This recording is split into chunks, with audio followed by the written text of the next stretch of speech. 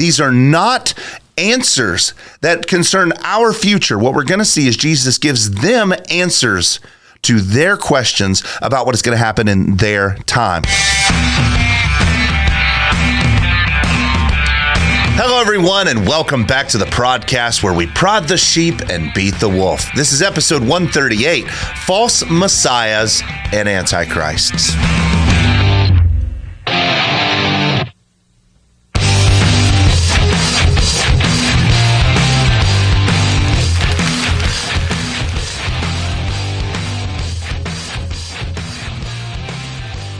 Well, hello, everyone, and welcome back to the PRODCAST, where we're in a new series on the book of Revelation. And as we've said over the last 2 weeks, you cannot even begin to understand this most confusing work until you've understood Matthew 24, which serves as the prequel to Revelation, the answer key, if you will, for all of the symbols and the signs that proliferate this apocalyptic text. So, as an introduction to the book of Revelation, we're going to be camping out in Matthew 24 for a few weeks. So that whenever we open up John's apocalypse, everything is going to make so much more sense. Now, last week, we laid a detailed foundation and a context for Matthew 24, where we examined three particular threads to see how each of them pointed to the doom that was soon going to befall Jerusalem. The first thread that we examined was the eschatological statements of John the Baptist and how he was the end-time prophet who was coming in the spirit of Elijah. He was there to prepare the people for the coming day of the Lord, that great and terrifying day that Malachi prophesies about. And he says that that day is coming. The axe is already at the root of the tree. One more swing and it's going to be unleashed upon the Judeans. That's the first thread. The second thread we talked about last week was Jesus' teachings and his miracles and his sermons and his parables and the showdown that he had with the Pharisees in Jerusalem in the final week of his life, all of which is pointing to the sudden and calamitous ending that is soon going to be coming upon the city that Jesus indicted for killing the prophets and for murdering God's only son. According to Jesus, God was going to uproot that city like the withered fig tree, Matthew 21:19. He was going to take the kingdom away from them because they weren't bearing any fruit, Matthew 21:43. And he was going to give it to a new people who would bear its fruit, Matthew 21:41. And as a result of their fruitlessness, just like the fig tree, he was going to send his armies to set that city on fire, Matthew 22:7, leaving their temple abandoned, Matthew 23:38, and Matthew 24:2. Now, alongside of those two themes, which are proof enough, we also get this motif of curse language that comes out of Deuteronomy 28 and Leviticus 26, and that's our third theme. Jesus evokes this covenantal language showing how God's covenantal wrath was going to be poured out on that particular generation of covenant breakers. He even says that all of the wrath that had been stored up since Cain killed Abel was being held up by the dam of God's grace. But that generation, by killing Jesus, swung the hammer and broke the dam, and all of God's fury came crashing down on them. That's what Jesus is arguing for in Matthew 23. And he's using Deuteronomy 28, Leviticus 26, and all of the covenantal woes that are contained therein to describe the near coming doom on the city of Jerusalem. That's what we talked about last week. And because of that, none of what we've seen so far even remotely has to do with far off distant events that are going to happen sometime in the uncertain future. Jesus is not speaking about our future. He's speaking about clear events that have already happened in the past. Events that happened in the lifetime of his disciples, of the people who were listening to him give these covenantal woes in the city of Jerusalem. And because of that, Jesus is now, today, we're going to look at even more evidence where he's going to give his apostles clear and unmistakable signs that they could be on the lookout for so that they could know when all of this doom was about to happen. These signs are not for us to view in our world. We're not supposed to look and say, oh, wars and rumors of wars. Oh, false messiahs. And oh, look at this. And look, that's not for us. Jesus gave those signs to them so that they could be on the lookout for something that was going to happen in their generation. Remember, these men were going to be living during the time where Jesus described the downfall of the temple, the destruction of Jerusalem. They were going to be spending the next 40 years pouring out their life, preaching urgently, calling men and women to repent, like deckmen on the Titanic, pleading men and women to get into the lifeboat before the ship collapsed. For this reason, those men would need to understand what those next 40 years were going to look like.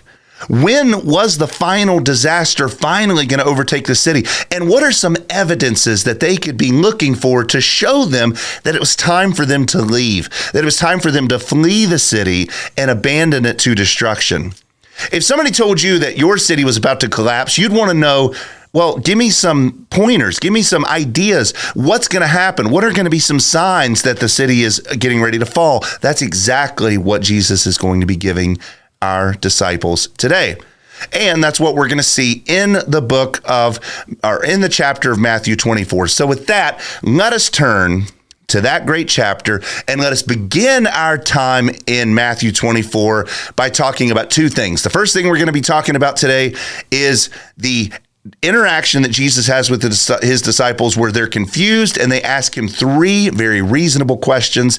And the second thing we're going to try to accomplish today is we're going to be looking at the first sign that Jesus gives. The very first sign that Jesus gives is false messiahs and antichrists are going to be rising up in Judea. So we're going to look at those two things. Number one, a little conversation Jesus has with his disciples. And number two, we're going to be looking at the first sign he gives, false messiahs.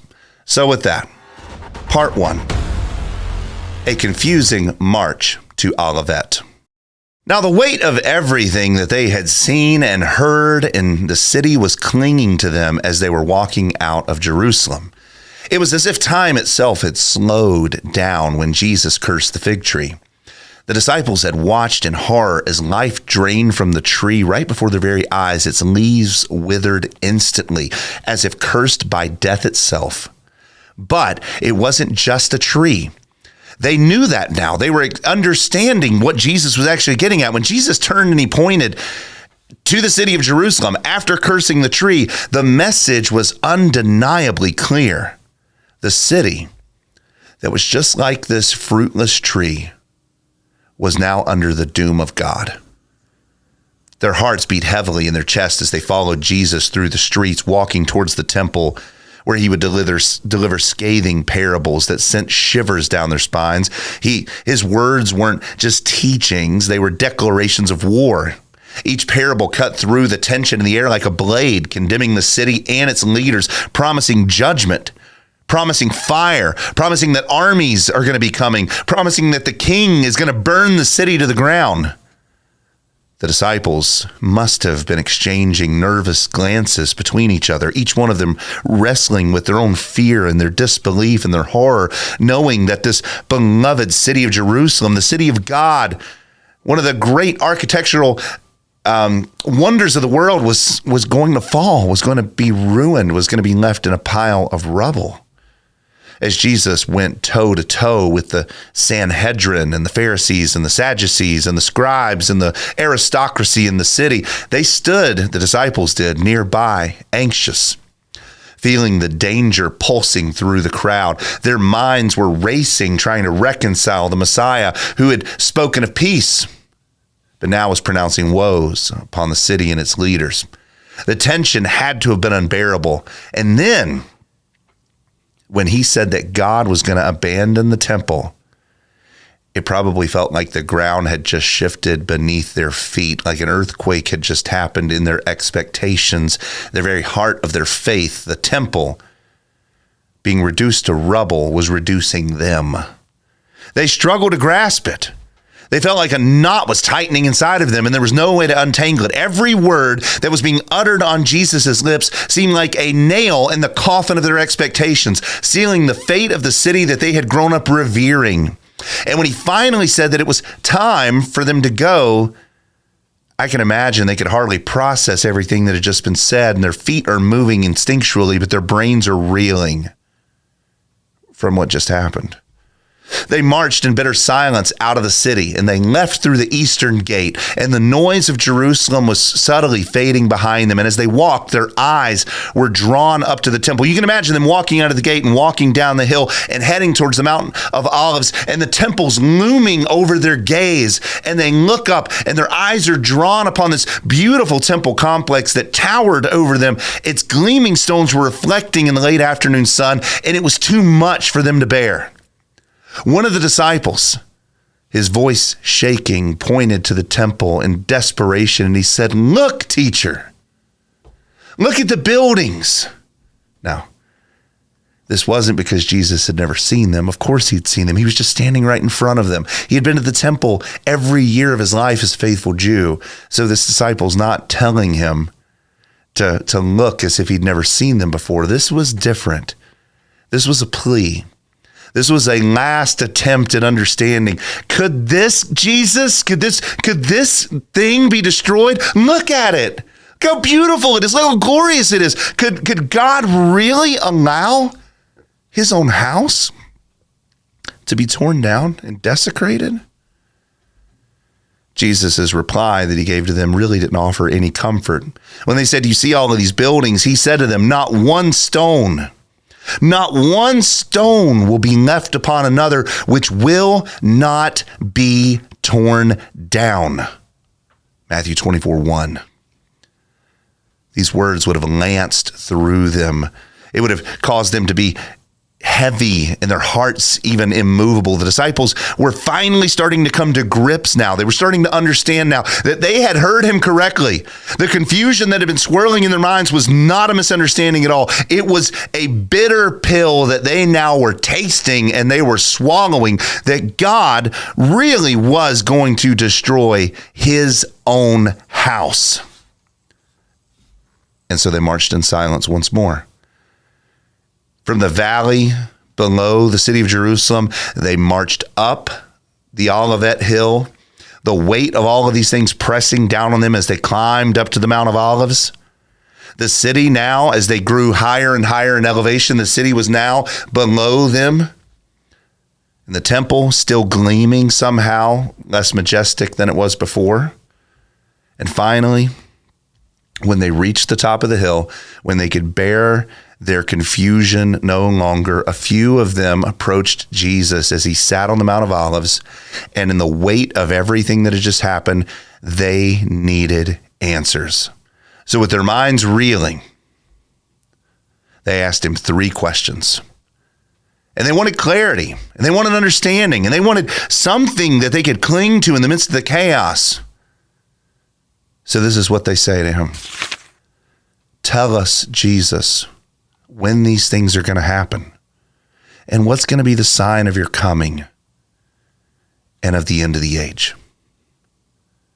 Their questions probably hung in the air just a moment as they waited for Jesus to respond, and they were desperate for something to calm the storm that was going on inside of their hearts. But the questions that they were asking would not receive the kind of answers that would calm the storm, but only reveal a greater storm that was soon going to be coming upon Jerusalem.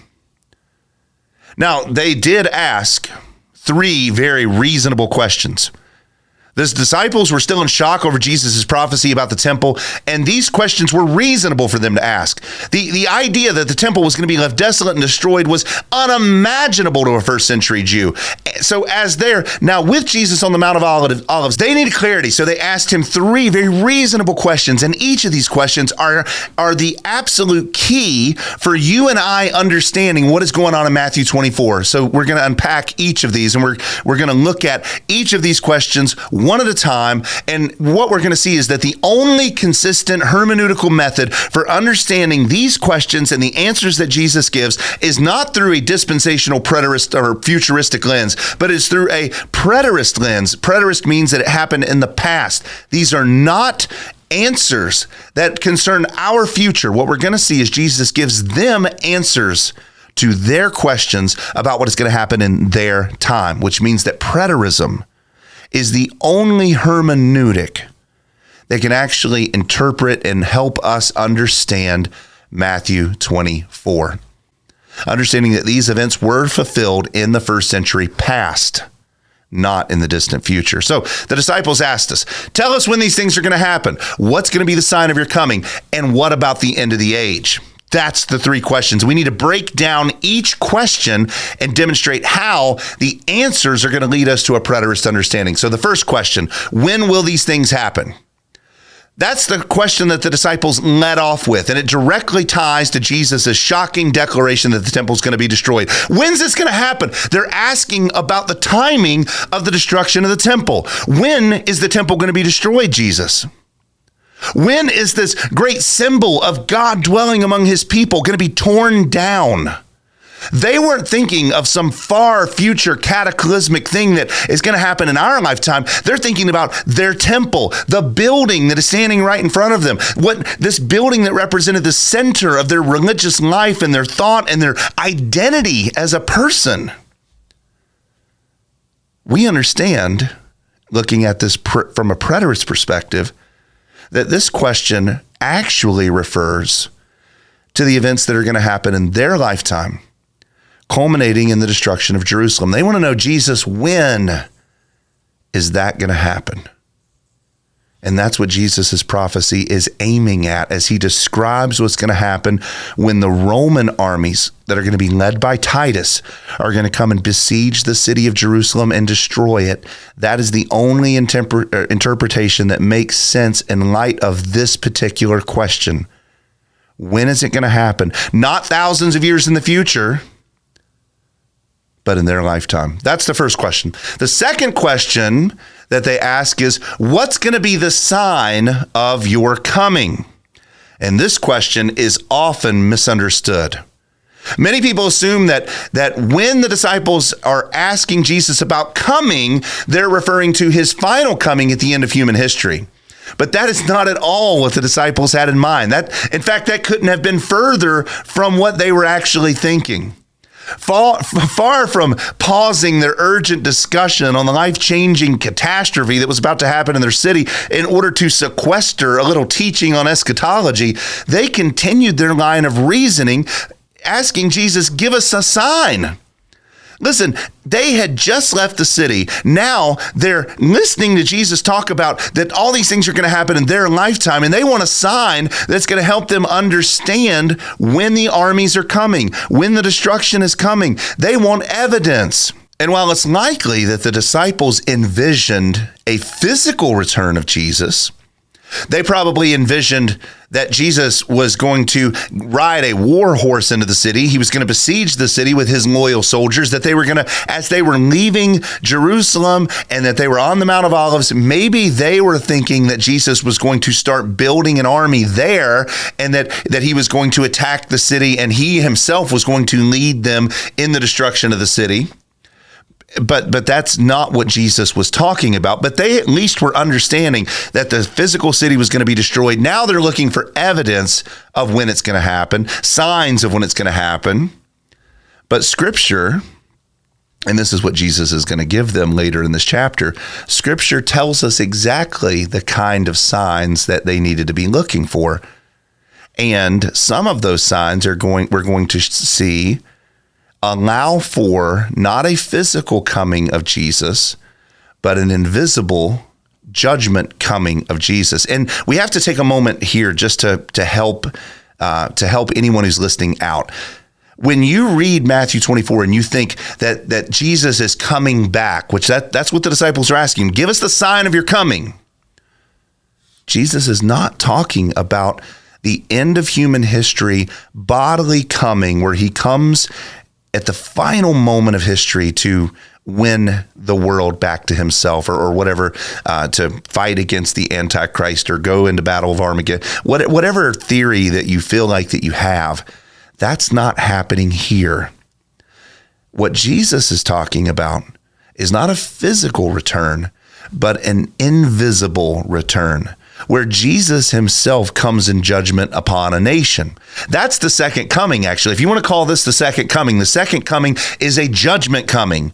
It's a coming on the clouds. It's a coming against. It's a coming against a particular nation, which we see in the Bible is deeply rooted in the prophetic literature. And God uses these ways of describing his coming in judgment. That's what Jesus is doing. He's saying, I'm coming in judgment, and he's using Old Testament language to kind of prove that. So for instance, let me give you a couple of examples. In Isaiah 19:1, we read, behold, the Lord is riding on a swift cloud and is about to come to Egypt. The idols of Egypt will tremble at his presence. Isaiah 19:1. Here God is coming, but God doesn't show up in bodily form. In history, we know that God did come against Egypt, and he used physical armies from other nations as his chosen weapon of judgment to destroy them. So in that sense, he came in judgment, and he borrowed pagan armies to do it. This is not a physical coming of God to earth. That's not the point. The point is that God is coming, and he's coming in judgment, and that's the exact same thing Jesus is saying that he's going to do in Jerusalem. So he's using that Isaiah language of coming to talk about not a physical bodily return, but a spiritual destruction, judgment coming, where he's going to borrow the armies of Rome as his weapon to exact judgment on Jerusalem. That's exactly what he's saying. And Isaiah gives us the hermeneutical key, but there's more. Micah 1:3, the prophet declares against Samaria and Jerusalem, for behold, the Lord is coming. Behold, the Lord is coming forth from his place, and he will come down and tread on the high places of the land. This language may seem to indicate to you that God is going to be coming in the flesh in order to dole out judgment against Samaria and Judah, but that's again not what God is talking about. God is talking about his warlike presence coming in judgment against his people who've defamed his name, and he's going to raise up an army to execute his will upon the people who have broken his covenant. Throughout the Old Testament, this is how God speaks about coming. He uses the word coming not to describe a physical phenomenon, but to describe his actions of judgment, his actions of retribution against nations who defy his holy law. In Jeremiah 4, for instance, God says he's coming against Judah, riding on a cloud of destruction by raising up what? A pagan army called Babylon to do his bidding. So God really did come, and yet it wasn't physical.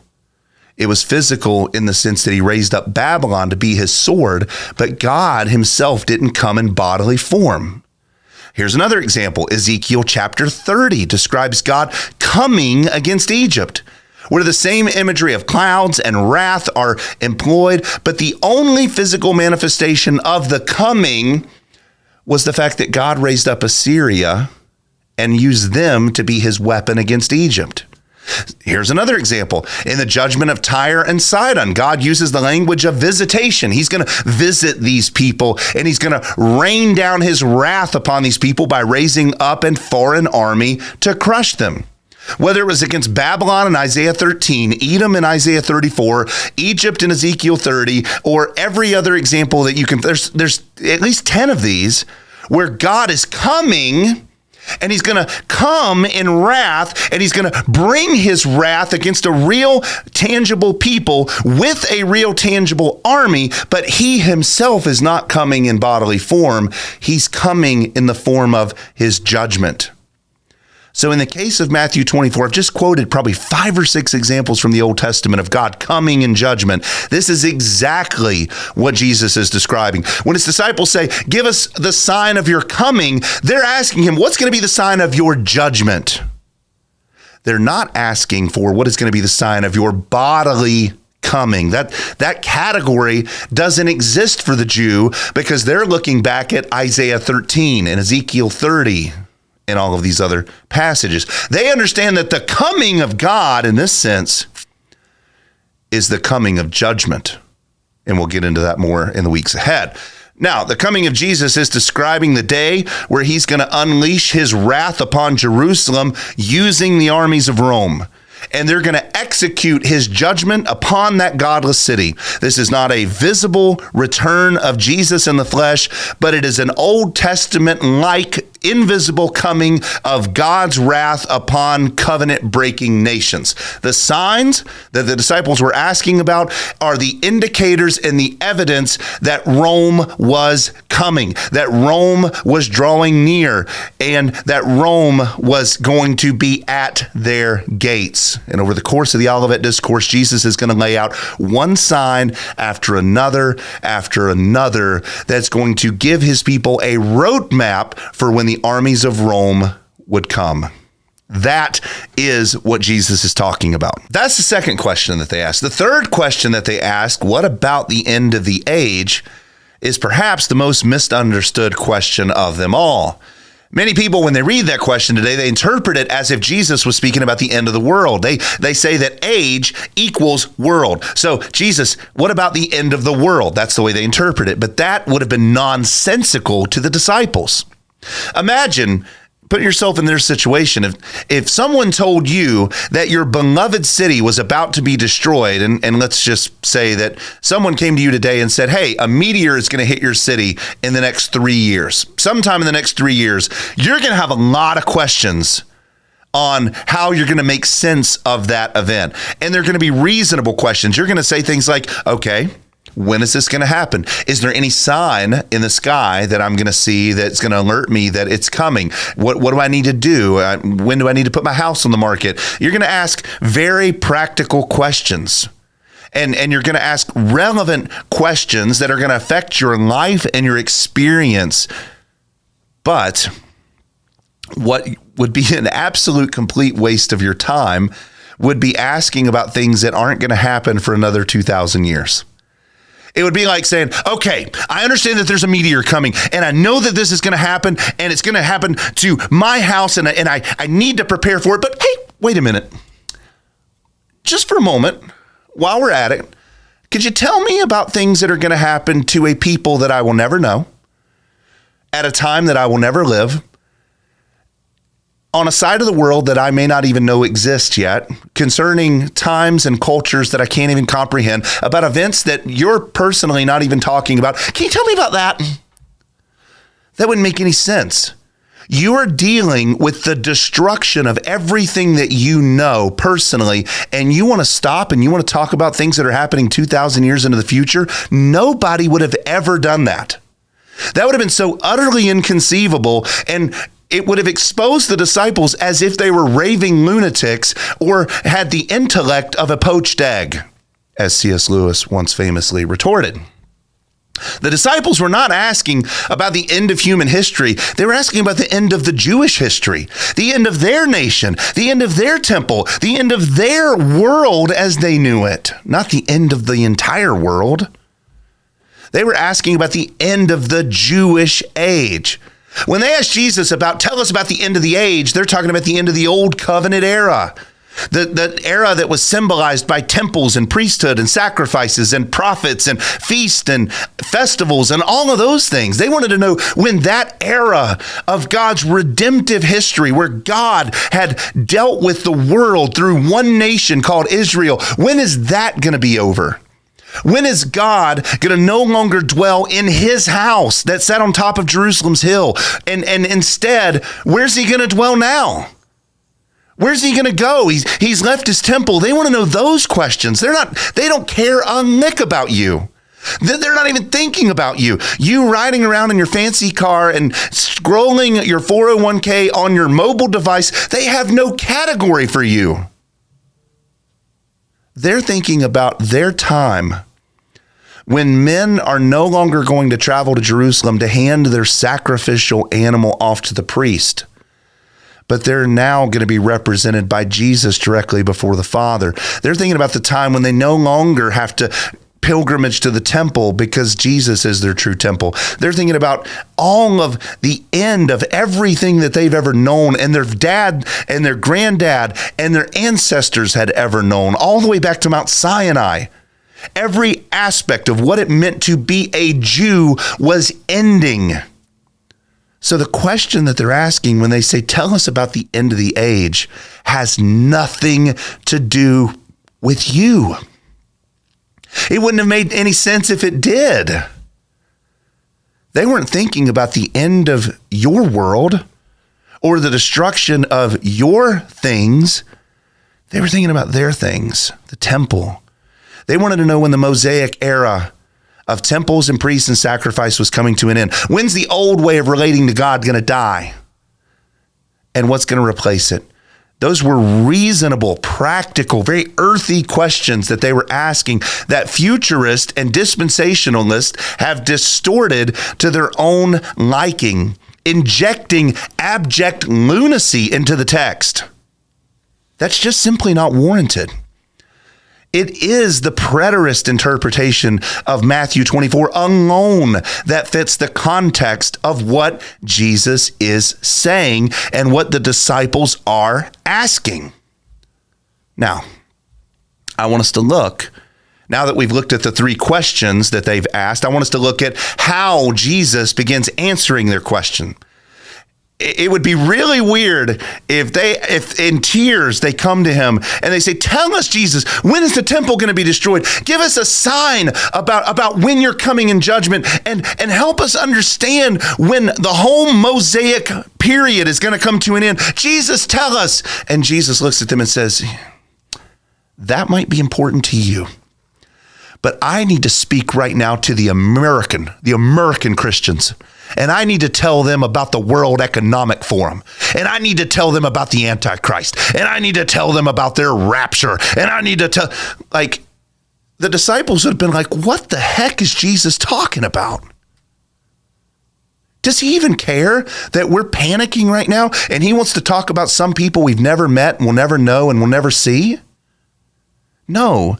Jesus doesn't answer the question like that. Instead of telling them about things that were going to happen in the end of our age, he begins by telling them things that are going to happen to them because he loves them.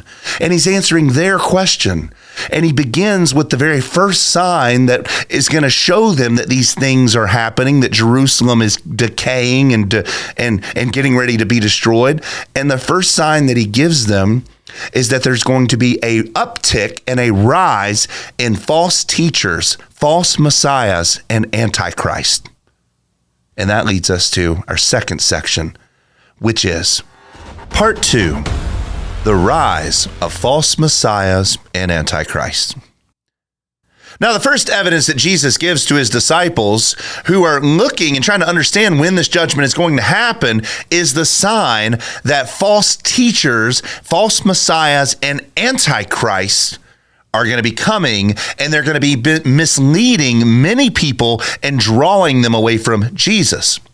Now, this is not a general warning that every Christian in every generation is supposed to be on the lookout for false teachers, which of course we should do that. That's a good warning and we should take that seriously today. But that's not what Jesus is getting at. He's not giving a general admonition to the church of all eras to make sure that you're looking out for false teachers. I mean, Jesus is not here referring to the seeker-sensitive movement or the new apostolic reformation, and he's not certainly condemning modern-day charlatans like T.D. Jakes and Bill Johnson and Stephen Furtick and others, although you can find passages that are talking about those fools in other places. But here, he's speaking about first century false teachers, a rise, an uptick in false Messiah movements that were going to characterize this era, and it was going to lead many people astray. This is what Jesus says: see to it that no one misleads you, for many will come in my name saying, I am the Christ, and will mislead many. Matthew 24, 4-5. Now, remember, Jesus is talking to his disciples, and he's saying that these false teachers are going to come and deceive many of your generation. Now, the word that Jesus uses here is very important. It's the Greek word blepete, which means to watch carefully or to be on guard. It's the kind of word that you would use if you were a guard on top of a wall and you were looking out across the horizon, you were scanning and you were trying to make sure that no threat was coming upon the horizon. This word tells us that Jesus expected his disciples to pay attention in a concentrated way, in a dedicated way. He was expecting his disciples to pay attention to their world and their time because the false messiahs and antichrists would be coming against them, not us. They weren't coming to mislead you and me. They were coming to mislead them and to mislead them against Christ. This is not about something that's going to happen thousands of years in the future. Jesus is not giving them passive instructions, but he's calling them to active spiritual awareness, continual focus, because these things are going to be happening right in front of them. The fact that Jesus used the phrase or the word blepete shows that he expected his disciples to be on guard, to be alive and to be alert and to be engaged in the events of their space and time and their circumstances, because they needed to be able to warn other people not to follow these false messiahs in their day. Now, we need to talk about a little bit about what the word Messiah means and what Messiah actually is, because we need to understand this rightly. This is so important. If you're going to understand what Antichrist is, if you're going to understand what the Bible is talking about when it calls someone an antichrist, you have to understand what Messiah means. If you don't, you're going to botch it. And you're going to think that, oh, well, the antichrist is going to come and he's going to lead the world into this great tribulation, and none of that is what the Bible is talking about. That's what Left Behind is talking about. That's what Late Great Planet Earth is talking about. And that's what people who are confused about their theology think that the Bible is talking about. But that is not what the Bible is talking about when it uses the word Messiah. So we have to understand this correctly. So before we open up the rest of the New Testament, before we look at the extra biblical evidence that everything Jesus said was true, that there really was a proliferation of false messiahs that did occur in the first century, before we give the history of that, the biblical evidence for that, we have to talk about the word Messiah. We have to talk about what it means, what expectation the word brings, what the historical consequence of that word is, and how Jesus is coming created a messianic vacuum that is going to lead us to this rise in false messiahs that we see in Matthew 24 that came true with shocking accuracy. So first, what is the meaning of the word Messiah? The word for Messiah originally comes from the Greek word Christos and the Hebrew word Mashiach. Instead of those words meaning a single person, they actually meant an office. The word Messiah is not a word that means a particular individual person, but it is an office. It is a messianic office. Both Christos and Mashiach, both were words that originally meant a person who had been anointed for public service in a particular office. That's what the word means, anointed one. Now, in the Old Testament, there were 3 offices that you would have to be anointed in order to be called Mashiach or Messiah. There was the anointed priest who was called Messiah. Aaron was called Messiah.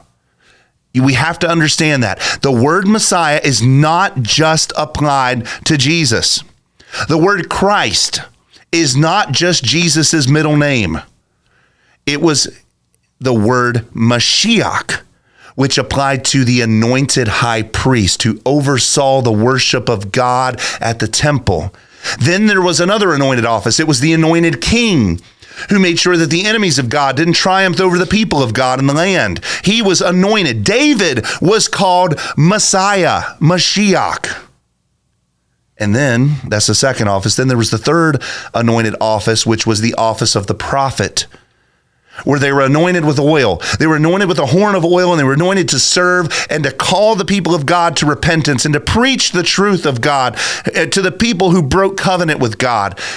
those are the three anointed Mashiach offices. Now, as you can already tell, the word Christ, the word Christos, the word Messiah, the word Mashiach, those words were not invented to talk about Jesus. Again, those words are not his middle name. Instead, Christos in the Greek, which is where we get the word Christ in English, Mashiach in the Hebrew, which is where we get the word Messiah, those are very old words that are talking about people who were anointed for prophet, priest, and king. These are words that were applied to Moses, words that were applied to David, words that were applied to Elijah and Samuel and others to show that they were anointed with oil in order to serve in the kingdom of Israel for a specific God-ordained duty. All of them were called Mashiach, Messiah. However, unlike all of these Old Testament men who faithfully served in one or maybe even two of these roles, you think about men like Moses, who was both anointed as prophet to declare the word of God to the people, and also as a king because he was the one who led them out of Egypt. You think about Melchizedek in Genesis 14:18, who was called the king of Salem and also priest of God Most High, right there in the same sentence. In the same way, Samuel served as both a prophet and a priest. He offered sacrifices to God like a priest, 1 Samuel 7:9 through 10, but he also was explicitly called a prophet, 1 Samuel 3:20. Though he never served as a king, he did hold those two offices, and Jesus is often compared to the true and greater Samuel because he's the one who unites the prophetic and the priestly office together.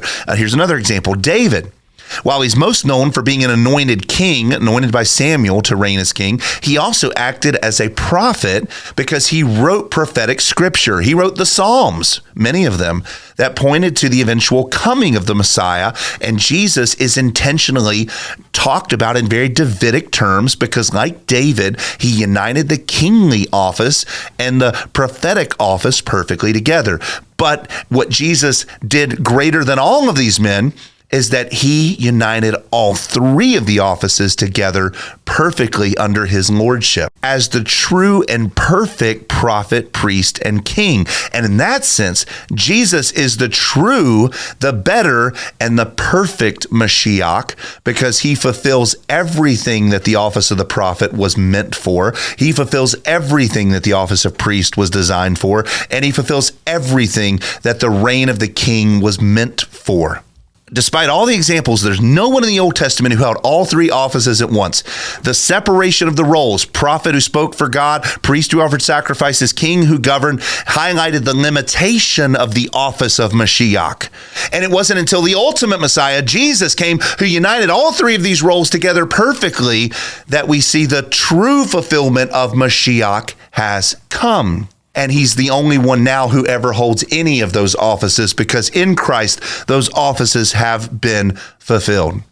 As prophet, he's the one who reveals the word of God to his people and he tells us the truth perfectly, John 1:18. As a priest, he's the one who's going to he's the one who did offer himself up as the final sacrifice that fulfilled all sacrifices. He's the one who intercedes between us and God in heaven's perfect temple as our true and perfect priest, Hebrews 7:25 through 27. And as king, he's the one who's going to reign over all creation with justice and righteousness until all of his enemies are put under his feet, until all of his people have been made citizens of his kingdom. 1 Corinthians 15:25, Revelation 19:16. This was what the Messiah was supposed to be, the unification of all three offices. And this is the kind of Messiah that the first century Jews were supposed to be looking for.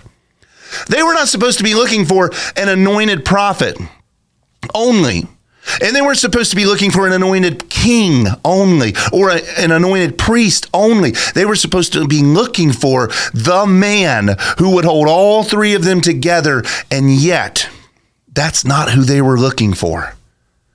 But I'll give them credit for this. While they completely misunderstood who the Messiah was going to be, what the Messiah was going to be, where the Messiah was going to be, why the Messiah was going to be, or how the Messiah was going to be, they did actually understand. They seemed to comprehend very clearly when the Messiah was going to come.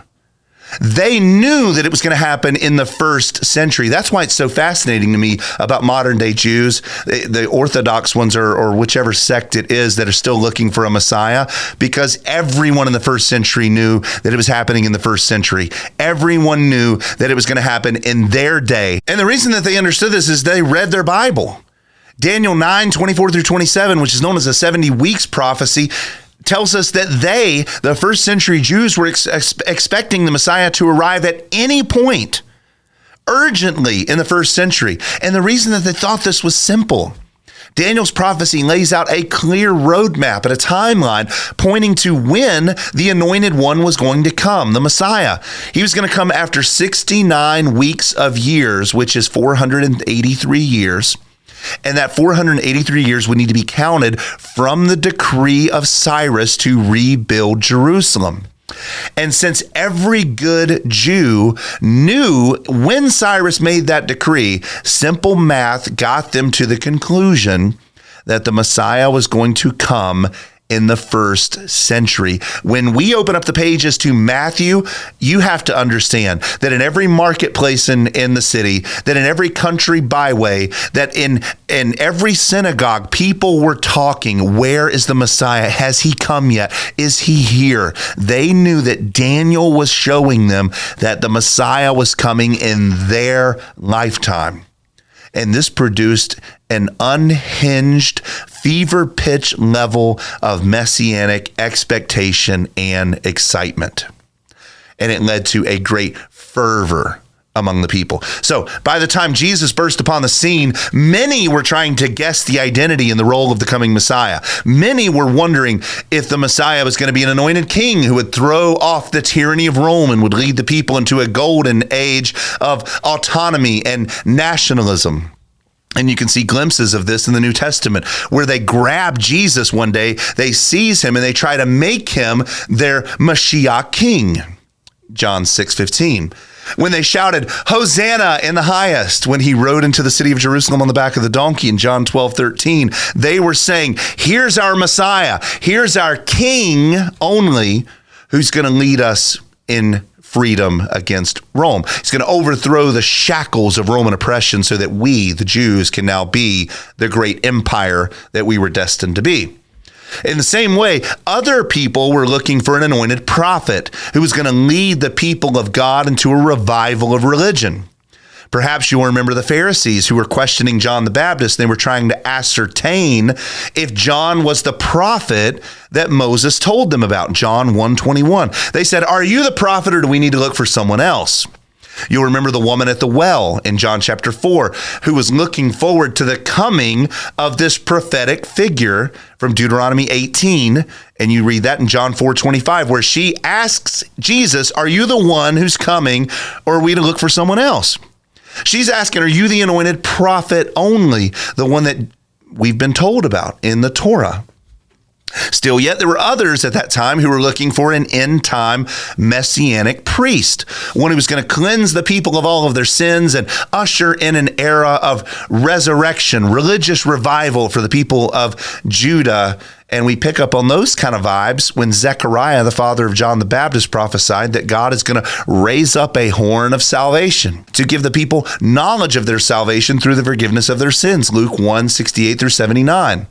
This language is priestly language. You may remember the Pharisees who were challenging Jesus' priestly authority and his credentials when he cleansed the temple in John chapter 2. They said, show us a sign, Messiah, that you are the true priest who can revive the temple, who can build it anew.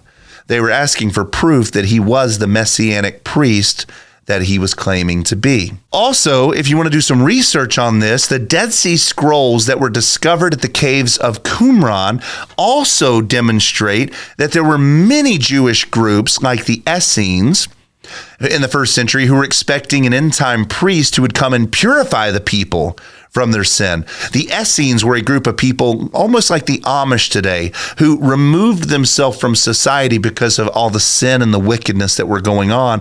And they were praying for an end-time, end of human history priest who was going to come and cause the people to repent and turn back to God in pure religion.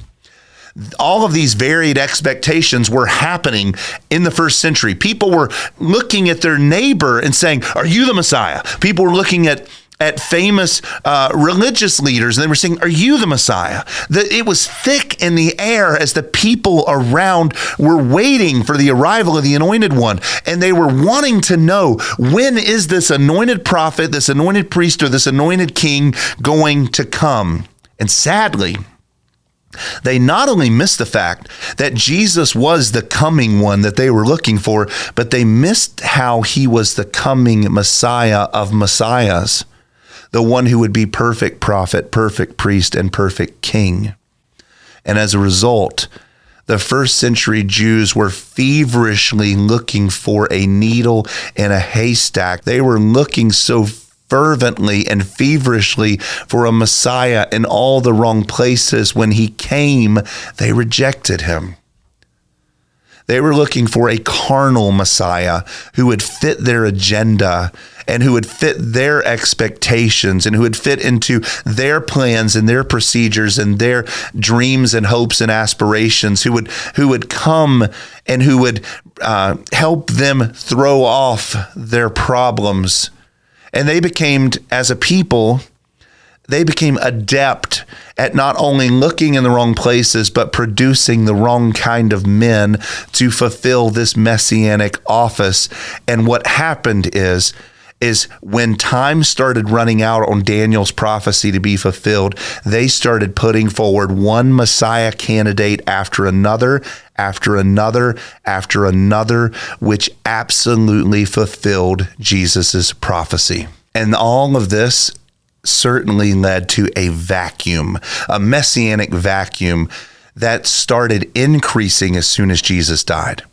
Because Jesus had messianic claims. There were people who were claiming that he was the Messiah. So when he died, there were a lot of people who started now feverishly putting forward more candidates for this office. After the death of the true Messiah, the Jewish expectation for messianic figures did not wane, but it wildly increased. According to prophecies in Daniel, the general sentiment was that the Messiah would show up in the first century, that he would lead the people to freedom against Rome, and that's why Jesus firmly warned the disciples not to follow these pseudo-false messianic figures, because he knew that they were going to be coming and that they were going to promise freedom from Rome, and the people were going to eat that hook, line, and sinker, and they were going to lead the people into utter ruin and death. This is why Jesus said, "See to it that no one misleads you, for many will come in my name and say, 'I am the Christ, I am the Messiah,' and will lead many astray." Matthew 24, 4-5. He says just a few verses later that many false prophets are going to arise and mislead many. Matthew 24:11. And again in verse 23, he says, "Then if anyone says to you, 'Behold, here is the Christ,' or 'there is the Christ,' do not believe him. For false Christs and false prophets will arise, and they will show great signs and wonders, so as to mislead, if possible, even the elect.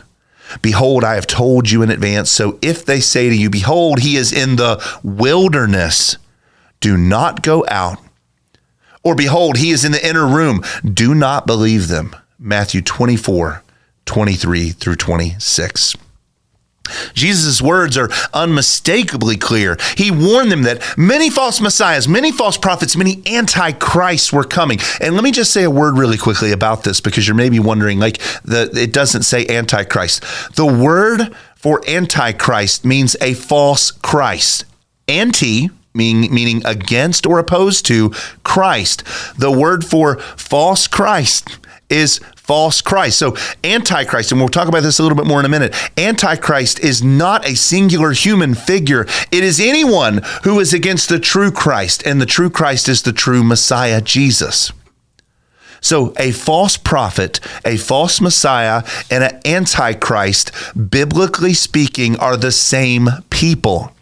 They are people who are going to lead God's people away from Jesus. And I'll prove this in a moment when we get to 1 John. But I wanted to make that clear that we're talking about the same people. False messiahs, false prophets, and Antichrist are the same group. These are just synonyms to describe them in different ways.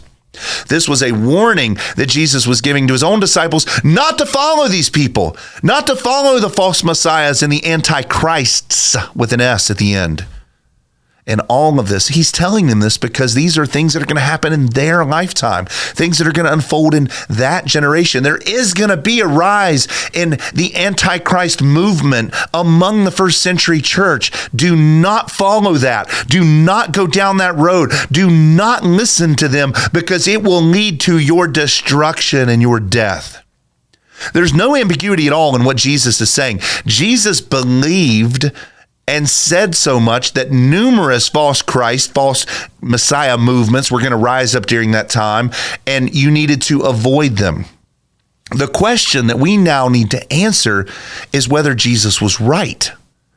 We know that Jesus actually believed that's what was going to happen. Now we need to understand from the Bible and from history, did this actually occur? Were there indeed false messiahs and antichrists that rose up in the first century and did the things that Jesus said, or did Jesus get it wrong?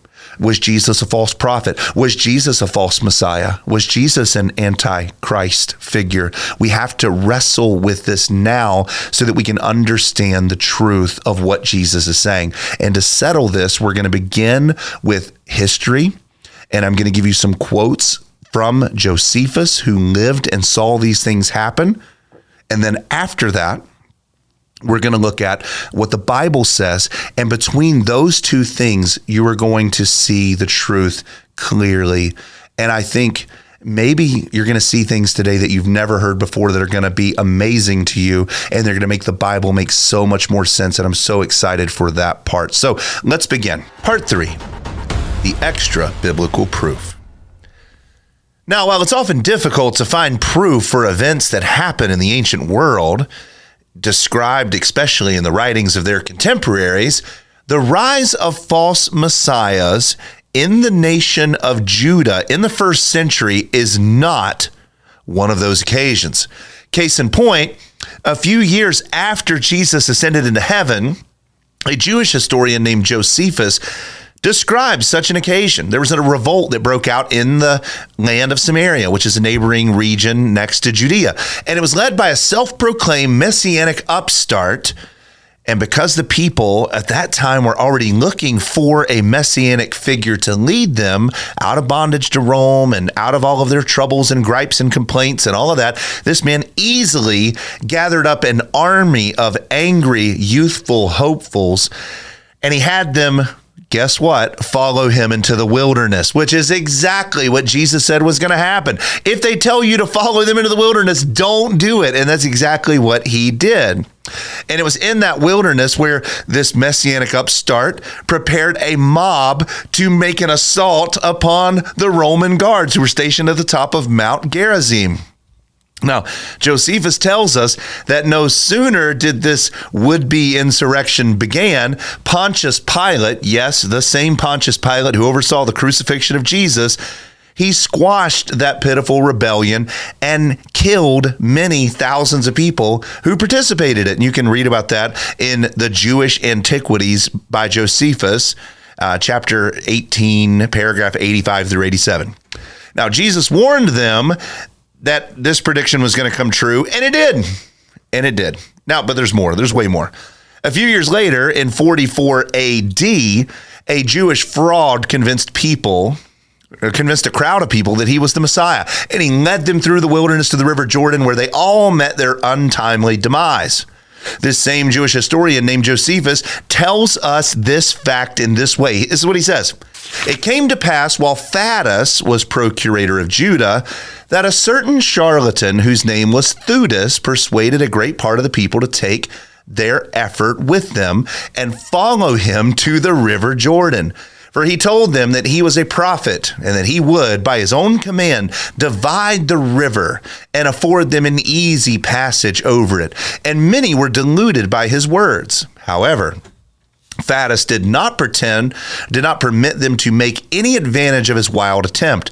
But he sent a troop of horsemen out against them. And after falling upon them unexpectedly, they slew many of them and took many of them alive. And they also took Theudas alive and cut off his head and carried it to Jerusalem. That's Josephus, Jewish Antiquities, chapter 20, paragraph 97 through 98.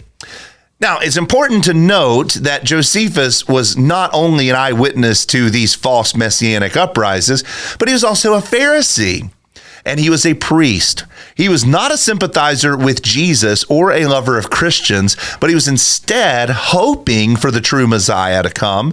And he was watching this proliferation of false messiahs who were coming. And he admits that they were false messiahs. Now, to think that Josephus records the rise of a false prophet, the rise of false messiahs, the rise of this movement of Antichrist, which clearly contributed to the downfall of Judah because it inflamed Rome against them, he must have been especially bitter, and he must have realized the great irony that all of this was happening, that it was their false messiahs that led to their downfall. It's exactly what happened. He witnessed false messiahs bringing slavery and death and ruin upon the people who were following them to their death. Now, as the days grew closer to the destruction of Jerusalem, Josephus records that there was another false messianic uprising. He said, there were many who deceived and deluded the people, which is exactly what Jesus said was going to happen, under the pretense of divine inspiration, but were in fact for the procuring of innovations and the changes of government. These men prevailed with the multitude to act like madmen and went before them into the wilderness, pretending that God would there show them the signs of liberty. That's in the Jewish War, Book 2, paragraph 259. Now, as Jesus predicted, the Pied-piping false messiahs were leading many of the people away like rats to the slaughter. And Josephus continues the story about this very example that happened in the year 58 AD, just 10 years before the Jewish War. This is how he continues it. There was an Egyptian false prophet that did the Jews more mischief than the former one, the one that he just talked about. For he was a cheat and pretended to be a prophet, which again is a messianic anointed office. And he got together 30,000 men that were deluded by him. And these he led them round about from the wilderness, again, exactly what Jesus said, to the mount which was called the Mount of Olives. Surprise, surprise. He was ready to break into Jerusalem by force from that place. And if he could but once conquer the Roman garrison and the people, he intended to rule them by the assistance of those those guards of his that were to break into the city with him. Josephus, Jewish Wars, Book 2, paragraph 261 and 262. Now, in a separate work, Josephus describes how that event transpired. How did it come to an end? This Egyptian fella who led 30,000 people. And it's funny, he goes to the wilderness just like Jesus said. Then he goes to the Mount of Olives, which is where Jesus delivered this prophecy. And then he tries to storm the city of Jerusalem. All of it is a bit too comical to avoid or to overlook. Now, this is what Josephus says. When Felix was informed of these things, he ordered his soldiers to take their weapons, and he came against them with a great number of horsemen and footmen from Jerusalem, and he attacked the Egyptian and the people that were with him, and he slew 400 of them and took 200 of them alive. The Egyptian himself escaped out of the fight, but did not appear anymore. And again, the robbers stirred up the people to make war with the Romans and said that they ought not to obey them at all. And when any person would not comply with them, then they would set fire to their villages and plundered them. Josephus, Jewish Antiquities, Book 20, paragraph 170 and 171. During this period of 40 years, from Jesus' crucifixion and resurrection to the downfall of Jerusalem in AD 70, which is a verifiable historical event. Between those years, between 30 AD and 70 AD, the Jewish people grew in their madness.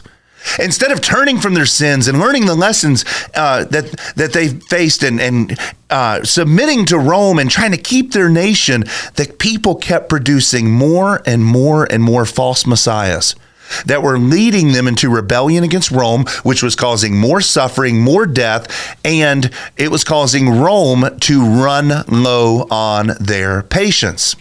Because if they have to continue putting down these little uprisings, eventually Big Daddy Rome is going to come and put down the entire thing. And that's exactly what happened. These false messianic movements were like going up and slapping a bear in the face and laughing about it, wondering when the bear is actually going to wake up. And then when it does, you are toast. That's exactly what was going on. Now, about a year later, from the Egyptian fiasco, another would-be Messiah figure arose in the land and led people again into the wilderness. And he promised freedom to the Jews so that they could be free of Rome. And because of this, the Roman governor Festus had to violently put them down. This is what Josephus tells us. Festus sent forces, both horsemen and footmen, to fall upon those who had been seduced by a certain impostor who promised them deliverance and freedom from their miseries that they were under, if they would but follow him as far as the wilderness. Accordingly, those forces that were sent destroyed both him that had deluded them and those who were his followers. That's in Jewish Antiquities, Book 20, paragraph 188. At this point, you're likely noticing a theme. Jesus said that if they tell you the Messiah is in the wilderness, do not go. And every single one of these false messianic charlatans called people to join them in the wilderness. Why did they do that? Because in Jewish thought, the wilderness is where you staged before you enter into the country and take over. It's like Moses leading the people in the wilderness to get the law, to get acclimated as a brand new people. And then you go and you cross the Jordan River like Joshua led the people across the Jordan River. And then it's time for the war to begin, like the book of Joshua, when they go and they conquest the Canaanites. So in the Jewish way of thinking, if you're going to start an uprising, you start in the wilderness, like in the time of Moses. And then you cross the Jordan River. And then you take your swords and your war bows and you go to war and you conquest the pagans. So they were reenacting the story of the Old Testament. Jesus told us that they were going to do that, and they did. But this time, instead of conquesting the Canaanites, they were trying to conquest the Romans, which God never told them to do. And just like the generation who died in the wilderness, and just like the generation who was chased out of the city of Ai, screaming because they didn't follow the Lord's commands, this generation was going to have their blood stain the sands of the arid wilderness like rubies, incapable of the success that they were seeking. There can be no doubt, based on what Josephus has said and what we've already seen in Jesus' prophecy, that the rise of false messiahs was dramatically fulfilled in the first century. We've seen it. And now we've got like 6 examples from history that Josephus tells us to show that it actually, with perfect picture clarity, fulfilled what Jesus said in every aspect of it. We can see how deadly it would have been for those who followed him. We can see why exactly Jesus gave the warning, why he was warning Christians not to follow in and join themselves in with this chaos and confusion. And you can hardly even imagine how grateful that the disciples would have been after they watched one after another of these movements get put down violently. You can imagine them saying, I'm so thankful that Jesus told me not to do that, because now I'm not dead. One should even wonder how absurd it is that futurists today pervert these passages and look forward to a future Antichrist and a future false Messiah when we're staring at the evidence right here in the first century. These signs apply not to us in our generation, but to them. Now, with that, I don't believe anything additional is needed for us to validate our view of Matthew 24 as a past event. We've seen it. But if you'll allow me, I want to take a moment, since this topic is so interesting and because Jesus is so incredible, I want to brag on Jesus, and I want to brag on the fact that his prophecy was undeniably proved true. So we've seen it now in Josephus. And for me, Josephus proved it. But now I want to open up the New Testament and I want to show you how the New Testament itself proves that this is true. So with that, part 4, the New Testament proof. Now, I want to begin in the book of Acts because once you get outside of the Gospels, the first evidence that we have of what the church looked like and did and said and what they went through is the book of Acts. And I'm just going to look at a single chapter, which is Acts chapter 5. Within the book of Acts, we see early signs that Jesus' prophecy in Matthew 24 is fulfilled, and it happens right there in Acts chapter 5, verse 36 through 37.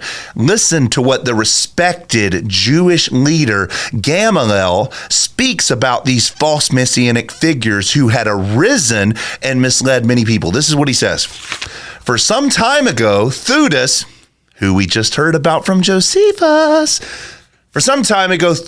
rose up claiming to be somebody, and a group of about 400 men joined up with him, but he was killed.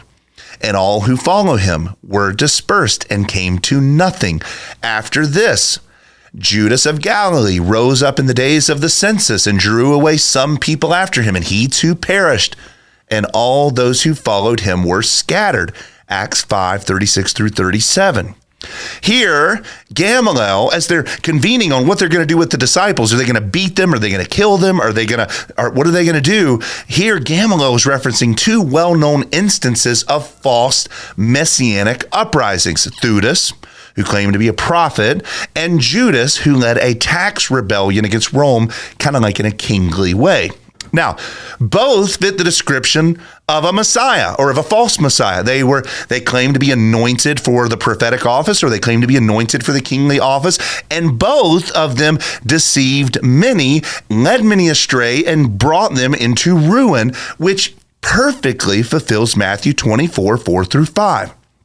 These men claimed to be anointed by God, Messiah, to deliver the people of Israel, leading the people into the wilderness and away from the rule and the tyranny of Rome. And Gamaliel is warning the Sanhedrin there that this rise of false messianic movements was already underway in the first century. He's confirming what Jesus said, which is beautiful and unbelievable. Now, let's look at the book of Revelation. We're using Matthew 24 as an introduction to the book of Revelation. So Revelation must have some evidence, right? Some proof that a era of false messianic figures arose. And I'm not even going to talk about the most famous example, which is the beast and the false prophet, because I want to save that for later. We're going to talk about that when we get there. But in the early chapters of the book of Revelation, which was written to the historic churches of Asia, which nobody really disputes, everybody says that those 7 churches were actual churches in the first century in Asia Minor, and they were existing during a particular time and in a particular era. And what Revelation tells us is that there was a rise of false messiahs in those churches. These churches were battling against false teachers, false prophets, and antichrist figures who were claiming divine authority, but they were leading the people astray. This was precisely the kind of deception that Jesus was warning about, and John mentions it in Revelation 1 through 3. For example, in his letter to the church at Ephesus, Jesus commends them and says that, and he praises them for resisting what? False apostles, false messiahs. He says this, I know your deeds and your toil and perseverance, and that you cannot tolerate evil men, and you put to the test those who call themselves apostles, and they are not. And you found them to be false. Revelation 2:2. These false apostles were more than just errant teachers who were teaching bad theology. They were individuals who claimed anointing and authority into the apostolic office, promoting themselves as spiritual leaders who and in a sense, they're functioning as false messianic figures within the church. And thank God, the Christians in Ephesus remembered Jesus' words, and they resisted them. They were presenting counterfeit forms of leadership, counterfeit forms of worship, counterfeit forms of theology that imitated a messianic role of Christ, but with false and errant theology. And Jesus commends them for their discernment, but it shows us, as we're looking at this, how the early church, not just in the book of Acts, but in the city of Ephesus, was dealing with false messiahs, false teachers, false prophets, antichrist people. They were dealing with this in their city. Now, similarly, in his letter to Pergamum, Jesus rebukes them for tolerating the teachings of Balaam, he says, which is a symbol of false prophets in the Old Testament who leads God's people into idolatry. So here you have one of the great false prophets of the Old Testament, and Jesus is condemning the people of Pergamum because they're enduring the false prophet, Balaam. Likewise, in his letter to Thyatira, Jesus warns against the influence of Jezebel, who is like the false version of a king. She's that wicked queen who is one of the worst figures in the Bible. I mean, Jezebel, the name just strikes infamy whenever you listen to it or hear it. You don't name your children Jezebel or Judas. I mean, it's just not what you do. They're not good people, just like you wouldn't want to name your child Benedict Arnold, as so it goes. But this self-proclaimed prophetess who was living in the city of Thyatira was leading many people astray. She was leading many people into immorality and false worship, and she was claiming for herself divine authority, Revelation 2:20. These false prophets, false Christ. Remember, Christ means anointed one, anointed prophet, priest, or king. These false prophets, these false priests, and these false kings, like Balaam and Jezebel, were acting in ways that were akin to the prophecy that Jesus said about false messiahs. They were leading people into error. They were leading people into immorality. They were leading people astray, and they were acting out this false anointed office. So there you have it. Revelation. You get 3 cities that were dealing with that already. But it's not just Revelation. This shows up in the epistles as well. We've got all kinds of clues in the epistles that let us know that this kind of thing was happening all over the Christian world. For instance, in the New Testament epistles, this kind of thing is saturated. False teachers, false prophets, deceptive leaders, they're all contributing to this generation of false Messiah that Jesus prophesied about in Matthew 24, 4-5. For example, in the book of Jude, Jude tells the church in Jude chapter 1, verse 3, that the church is to contend or to fight for or to be at war for the true gospel. Why? Because there was many false messianic messages that were bouncing around in Jude's time period that he was warning his people about. For instance, in Jude 1:12, he tells us that these false messiahs were like clouds without water. Think about that. When you look at a rain cloud and you're a farmer and you say, my crops are withered and I need the rain, you look at it and you say, oh, thank God, a cloud is coming. And when it comes, it has no rain. What he's saying is that these false messiahs are presenting themselves as if they have something good to give you, but when they get there, they have nothing but death. He also calls them hidden reefs in your love feast. You think about that. You're sailing a ship and you're going to harbor, and then all of a sudden you hit a hidden reef in the water and it rips your boat apart and you sink and you drowned. He's saying that they're hidden, that they're disguised, that you think that they're leading you into something good and something righteous and something holy, but they're hiding so that they can rip you apart. He calls them like a dead tree that's doubly dead and needs to be uprooted, just like the fig tree example of Jesus. He says that they're like unreasoning animals, and that they're fomenting this awful, false messianic teaching that Jesus was warning about, revealing that they're not only deceptive, but their doctrines lead unto death. These false teachers were claiming divine authority within the church. They were acting as spiritual guides, but they were offering nothing of value. This is what he says: for certain persons have crept in unnoticed, those who were long beforehand marked out for this condemnation, ungodly persons who turn the grace of our God into licentiousness and who deny our only Master and Lord, Jesus Christ. Jude chapter 1, verse 4. These false leaders were doing exactly what Jesus said. They were leading people away from him. They weren't just heretical teachers. They weren't just teaching a false doctrine. These were false messianic movements, false anointed movements in the early church that were leading people away from Jesus, leading people into death, leading people into destruction. And Jude, like Christ, is warning the people not to follow them. They were promoting a version of grace that led people into sin while claiming to have divine approval. And Jude's harsh condemnation of this lets us know that he sees the false Messiah prophecy of Jesus being fulfilled in his church, and he is warning people not to follow them. Here's another example coming out of the book of Philippians. In Philippians 3:2, Paul warns the church about a specific group of false teachers that he refers to as dogs. He says this, "Beware of the dogs. Beware of the evil workers. Beware of the false circumcision," Philippians 3:2. These dogs that Paul's referring to are the Judaizers. It was a group of first century Christians who said that you had to be circumcised in order to be an actual Christian. So if you're a Gentile, you could not be a true Christian until you were circumcised. And Paul calls these men dogs. And he calls them dogs because they're leading people into a works-based righteousness. Now, these individuals weren't actually claiming to be messiahs themselves, but they were bringing a false messianic gospel. They were bringing a different gospel than Christ, who is the true Messiah. So they were bringing a false gospel of a false Christ.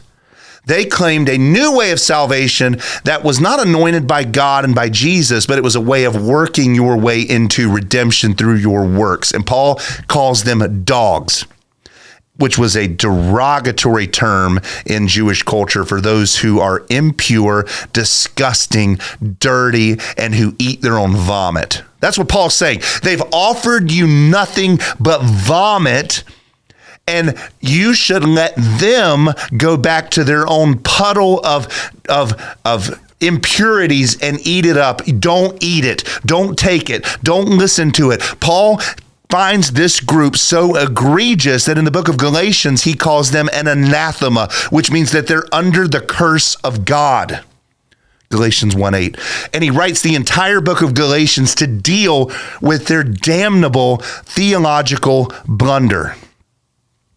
Now, when you come to the book of 1 John, which is what we've kind of been building to, John the Apostle is going to warn his churches, the churches that he is over. And remember, John, the one who wrote 1 John, is also the writer of Revelation. So this is really important that we understand what John says, because is John saying that Jesus' prophecy of false messiahs and false antichrist, is that happening? Well, he warns his church about the rise of false teachers who deny the incarnation of Christ, and he calls them antichrist. He doesn't call them false messiahs or false Christ. He calls them antichrist. That's John's terminology for the same thing. Now, it's crucial to understand that the term antichrist, which in Greek is Antichristos, does not refer to a single individual, but to a movement of false messianism, a movement of false messiahs, plural. Since Christ in Greek means Messiah in Hebrew, that's what they mean. Christos means Mashiach. Since Christ means Messiah, the term Antichrist doesn't actually point to a single man who disguises himself as a new Jesus, but it refers to any and every person who initiates a false messianic movement, a false priestly movement, a false prophetic movement, or a false kingly movement. In fact, Antichrist is nothing more than John's synonym for false prophet, which is pseudo-prophetes. Think about that. Anti, which is anti, pseudo, which means false. These terms really resemble each other, so that you can look at the word pseudo-prophetes, which is what Jesus uses in Matthew 24, false prophet, And you can look at what John is saying, false Christ or Antichrist, and you will realize very quickly that a Christ was a messianic figure, and a prophet was a messianic figure. So when Jesus says false prophet, he's saying Antichrist. And when John says Antichrist, he is saying false prophet. These terms mean the same thing. And the people who operate under the title of these terms are doing the same things. They're leading people away from the one and only true Christ. John says it this way, children, it is the last hour. And just as you heard that Antichrist is coming, even now, many Antichrists have appeared.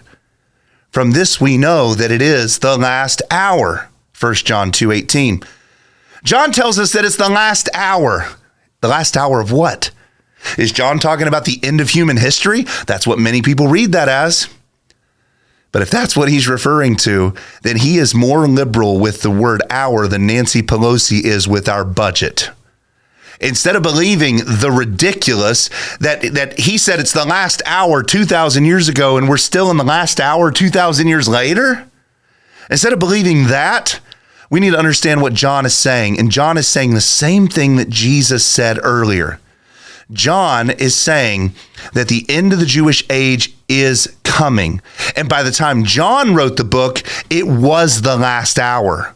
The signs had been happening right before his very eyes, and he saw that there was, in fact, a rise of false messiahs, a rise of Antichrist. He saw that happening in his church, and he even said that there are many Antichrists who have come. Don't you see?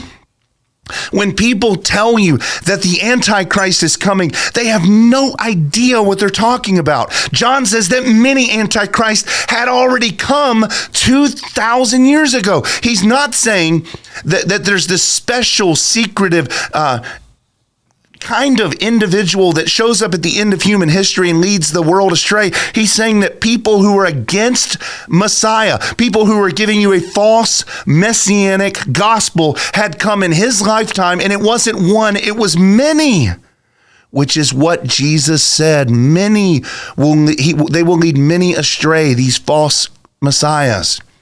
This is not a prophecy about a man who becomes the embodiment of pure evil sometime in our future during a 7-year tribulation. That's hogwash.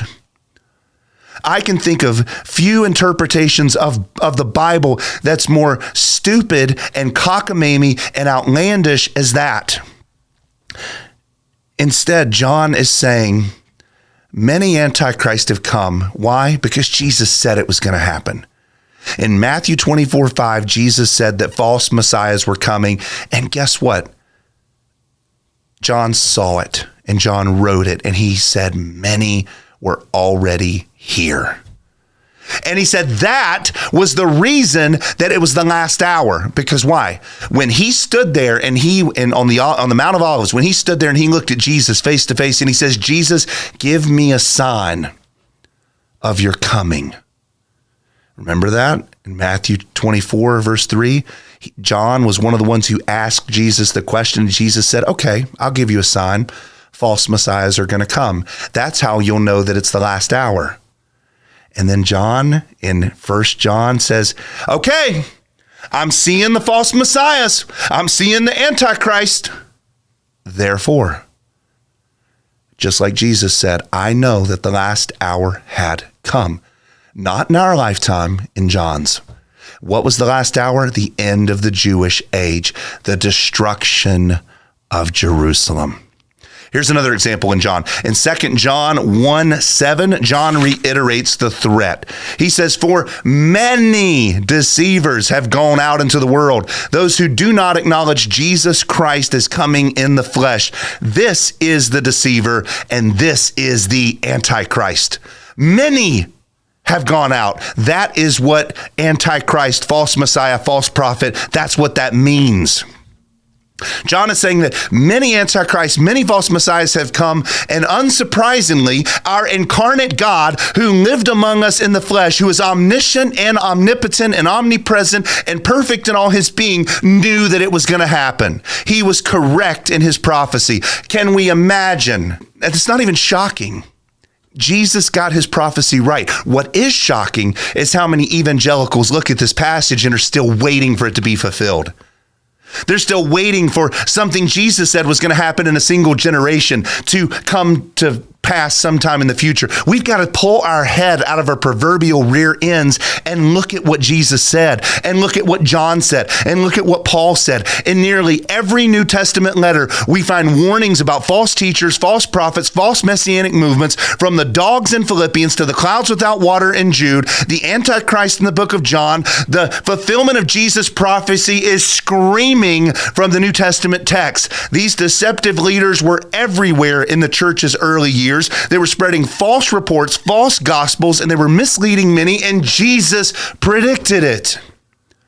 The evidence is overwhelming. Jesus' words in Matthew 24 were not a distant prediction of some far-off future event. They were immediate realities that the first century was going to walk through and face, and that they would need to resist these movements or else they would perish. This is irrefutable at this point, that his prophecy came to pass exactly like he said it would. And that leads us to our final section, a section that I want to conclude with because I think the story is so interesting. So with that, part 5, the Jewish war and the false messianic king. There's one final story that I have to give you that we can't ignore. It just kind of brings all of this into focus, and it shows how the dispensational view is just so foolish and so stupid and ignorant. There's so much evidence, and yet the enemy has been so good at blinding our eyes and making us afraid of our own shadow. We've got to get past that. Now, the story that I want to tell you about is a man named Menahem ben Judas, a man who would rise and suffer a brutal fall, and he captures the essence of this messianic chaos that we've been talking about that gripped the city of Jerusalem and led to its destruction. Now, Menahem wasn't just any rebel. He was the son of Judas of Galilee, who was the founder of a movement called the Zealots. And the Zealots were like they kind of sound. They were angry, they were violent, and they were trying to be a purity movement in Jerusalem to bring the people back to pure religion. But in so doing, they became tyrannical. And instead of leading people in righteousness, they led people with clubs and bats and swords, and they killed a lot of people too. So this son of the founder of basically Jerusalem's Hell's Angels, a group that was dedicating to resisting Roman rule and beating up their own people. When the rebellion against Rome erupted in AD 66, that's the year when Rome started moving in, and they were fed up. They were done. All these false messiahs and all these false messianic and antichrist movements had worn the patience of Rome so thin that now they sent 3 Roman legions to squash and eliminate the Jews. That's how angry they were. The Romans tried really hard to make peace with the Jews. The Jews were approximately 10% of the population of the Roman Empire in the first century. So they were a large voting bloc. I'm kidding. There was no voting in an imperial system, but they were a large group of people that Rome tried really hard to placate. Tried really hard to make them happy. Even Nero setting Christians on fire in the early 60s to try to make the Jews in Rome happy. So they were a group that Rome tried very hard to make and please, and yet they'd ran out of patience. And now in the 66, 67 time frame, Vespasian brings his Roman legions against Jerusalem and against Judea, and Menahem, the son of the founder of the Zealot movement, he saw all of this happening, and he decided that he was going to take action by claiming that he was the Messianic king. And inside the city of Jerusalem, he gathered a band of followers who went and stormed Masada, and they went and looted Herod's armory, and they took all of the weapons and all of the militia, and they armored up, and they went back to the city of Jerusalem, and they made their stand. Now, in Josephus' dramatic account, he talks of Menahem's return to Jerusalem, and he says that he came in the state of a king. He was a self-proclaimed Messiah, a Mashiach king. And he was ready to lead Israel to freedom. But this wasn't just a righteous war or a power grab. This was a bid, a brazen bid for messianic glory. Menahem quickly took control of the critical areas of Jerusalem by force. He took over the Temple Mount, which is not something a king is supposed to do. A king is supposed to leave the temple to the priest. But he, by force, as Rome is sitting outside of the walls of Jerusalem, Menahem, through brutal violence, took over the Temple Mount and made it sort of his area of operations. And he declared himself not only a military leader, but he proclaimed himself to be the new high priest. This combination of messianic king and messianic priest makes this guy a really interesting candidate for the Antichrist and false prophet sort of figure that we talk about in Revelation and in John and in other places, the man of lawlessness in Thessalonians. This is an interesting candidate, and I'm not going to tell you what I think about it, but I am going to tell you the story. Now, after this messianic move to deliver the Jewish people from Rome, rival Jewish factions started dividing in the city, and they soon turned against him. And Menahem's reign actually came to a very brief and a sudden collapse because you had so many different factions of Jewish people on the inside of the city who were turning against him. And then eventually they ended his own life by torturing him and killing him. Menahem's downfall is one chilling example of Jesus' prophecy in Matthew 24, 4-5, coming true at the very end.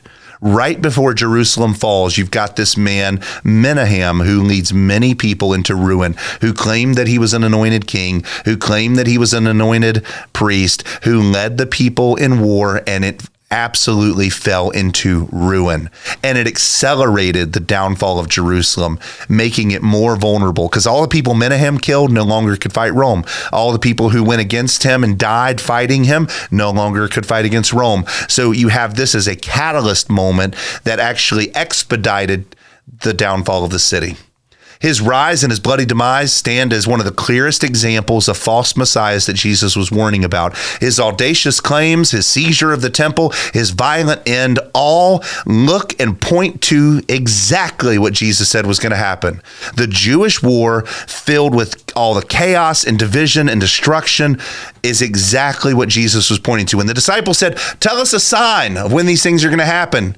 The false messiahs, the false prophets, the Antichrist, they're the ones that led the city into destruction. Jesus predicted it, and it came true with pulverizing clarity. To deny this is to turn a blind eye to Scripture, is to turn a blind and deaf ear to history. Jesus' prophecy undeniably is not about the future, our future. It was about what his disciples were going to walk through in their generation, and it came true with devastating accuracy. Conclusion. Now, we've seen all over the Bible, all over history, all over everything that we've looked at, that Jesus' words undeniably came true in the first century. But the question that we need to wrestle with as we conclude here today is, what does this mean for us? What does it mean for us? What does it mean that all these things happen in the first century? Does that mean that none of this has any relevance to our life at all? And no, that's not true. It does have relevance. The fact that Jesus' prophecy came true in such beautiful and stunning clarity means that we can trust Jesus when he speaks. It means instead of doubting him and thinking that this is still going to occur at some point in the future, we should trust him because Jesus always gets what he says true. It also means, after a very long episode, that we're finished for today. We've done our work. We've waded into the waters and we've discovered what the Bible says, which is the work of a Christian. That's what it means to be a Berean, is that we dig down into the depths of the Bible and we exegete it and we look at it and we work at it and we try to discover and how does that have relevance to our life? Brothers and sisters, we just did the work of a Berean. We proved what Jesus said was going to happen did happen.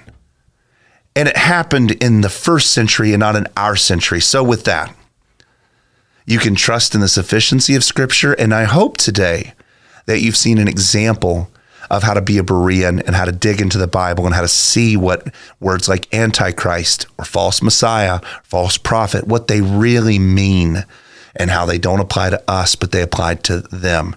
Now, next week, we're going to look at more signs because Jesus gave more signs. He didn't just give the sign of false prophet and false Messiah. He gave more signs like wars and rumors of wars and famines and earthquakes. We're going to look at all of that and see how every bit of it is pointing to the doom that was going to happen to Jerusalem. But until then, I really mean this. God richly bless you. And thank you so much for diving into these complicated topics with me and for being willing to learn. This channel has been such a blessing to my life. It's been a blessing to me every week as I prepare for these episodes, and I hope that it's been a blessing to you. You are greatly appreciated, and I thank you so much for supporting this channel. And just for a moment, if I could, talking about support. If you would like to support this channel financially and to help me make more of these videos, then you can go to the main page of our YouTube channel and you can sign up and become a member. These videos take a lot of love and they take a lot of research and they take a lot of time for me and for my daughter who is standing right here. Hey, daughter, standing right there recording this video. They take a lot of time for us to produce. My daughter right now is doing this as an elective in her homeschool class, which means basically that's my justification for allowing her to miss her homework. Anyway, I do these videos not to make money. I do these videos to help the Church of Jesus Christ grow up into eschatological maturity. I do these videos because I want to defeat defeatism. I do these videos because I want people to understand the most difficult portions of the Bible. And I do these videos because I want the Christian church to stop feeling so defeated and discouraged and depressed and to step into what Jesus has said, to trust what Jesus has said, and for you and I to get on with the mission that Jesus gave us. Now, if you want to help support a work like that, then join as a member. You can give, and there's several different tiers that you can give to, and there's some fantastic little perks that are attached to that are going to be launching soon. And you can actually help me pay the bills for this channel because, believe it or not, this channel is not free for me to produce. I'm actually paying to make this channel. This channel costs about $1,000 a year. When you look at light bulbs for the lights that are in the studio, when you look at camera equipment, memory cards, when you look at subscriptions that I have, like I have a subscription to Adobe, that where I license the theme song for this show. I've got subscriptions to programs that help me make the YouTube shorts and the TikTok videos that I'm producing. So this channel costs money. And I would love it if faithful men and women who are already tithing to a local church would join with me to help support this so that I can continue to make these videos and talk about things that aren't really being talked about enough. I've got a lot of plans for the future. I would actually like to do an entire series at some point on Josephus and the Jewish war and bring that to YouTube as a resource to the church and as a resource to Christians because it's so important. So I have a lot of ideas. I have a lot of passion and desire, but I can't do it if I don't get support. So thank you for the support you've already given. Thank you for liking and sharing and all the things that you're doing. But if you feel compelled, if you feel convicted, if you feel like you want to help support this, we would love to have you as a member. You can do that by joining on our YouTube page. So with that, be of good cheer. Rest in the sufficiency of Scripture. Do not let yourself be discouraged or deceived by all the premillennial and dispensational fakeries out there who are running amok like joy police trying to convince you to become twice the son of Chicken Little.